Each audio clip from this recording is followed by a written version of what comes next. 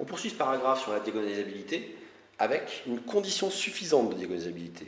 Qu'est-ce que c'est qu'une condition suffisante? C'est un critère qui, quand il est vérifié, et qu'on vérifie en général simplement, nous donne directement que la matrice ou l'endomorphisme est diagonalisable.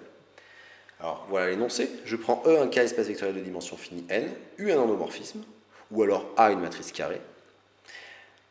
Si l'endomorphisme U possède n valeurs propres distinctes, alors U est diagonalisable et les sous-espaces propres sont tous de dimension 1.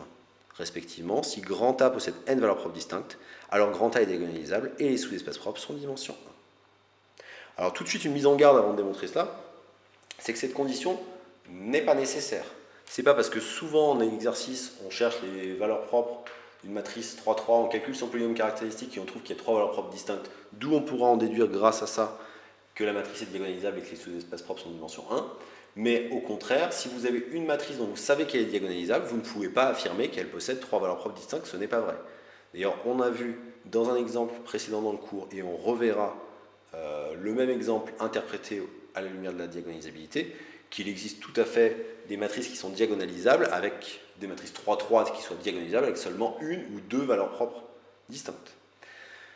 Démontrons cela. Alors je vais appeler le spectre de U lambda 1, lambda n, avec les lambda i 2 à 2 distincts, puisque j'ai supposé qu'il y ait n valeurs propres distinctes. Par définition d'un sous-espace propre, si ce sont de vraies valeurs propres, les sous-espaces propres E lambda i de U sont de dimension supérieure ou égale à 1, par définition d'un sous-espace propre. Mais d'autre part, comme la somme de tous les sous-espaces propres est un sous-espace vectoriel de E, la dimension de la somme est plus petite que n. Mais d'autre part, la dimension d'une somme directe, c'est la somme des dimensions. Donc j'obtiens que la somme des dimensions, comme toutes ces dimensions sont supérieures ou égales à 1, cette somme des dimensions est supérieure ou égale à la somme des 1 qui vaut n. Autrement dit, la dimension de la somme, comme j'ai montré qu'elle était inférieure à n et supérieure ou égale à n, j'ai la dimension de la somme qui vaut la somme des dimensions, qui vaut n, et la somme des dimensions des sous-espaces propres vaut n, c'était une des caractérisations de la diagonalisabilité, donc U est diagonalisable. Par ailleurs, j'avais un supérieur ou égal ici, mais comme j'avais finalement une égalité, ça implique que toutes ces inégalités-là étaient en fait des égalités, parce que si à un moment j'avais eu un sous-espace propre de dimension strictement plus grande que 1, j'aurais eu une inégalité stricte ici. Donc le fait d'avoir une égalité ici assure que pour tout i entre 1 et n, la dimension du sous-espace propre associé à la valeur propre lambda i vaut 1. En remarque, c'est que ceci correspond au cas où, donc quand est-ce qu'il y a n valeurs propres distinctes? Comme le polynôme caractéristique est de degré n, ça correspond au cas où le polynôme caractéristique, que ce soit de u ou de a, il est scindé sur k à racine simple. Quand je dis qu'un polynôme est scindé, ça veut dire qu'il peut s'écrire comme produit de polynômes de degré 1, et à racine simple, ça veut dire qu'il n'y a pas de x-1 au carré. Quand on pourrait écrire x-1 fois x-1, c'est x-1 fois x-2, enfin c'est que des racines distinctes, donc d'ordre de multiplicité 1.